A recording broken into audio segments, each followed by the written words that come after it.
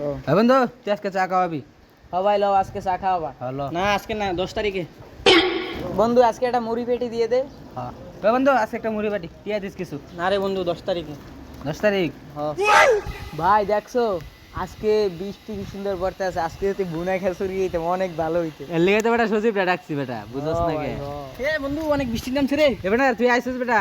ও বন্ধু ভিজে গেছি। আমরা তো একটা ডিসিশন নিয়ে নিছি বেটা। কি ডিসিশন নিছস? কি সুন্দর বৃষ্টি দেখছিস বেটা, ল বেটা বিকালে একটা বুনা খিচুড়ি পার্টি হইলো। না রে মামা 10 তারিখে থাক তোরা।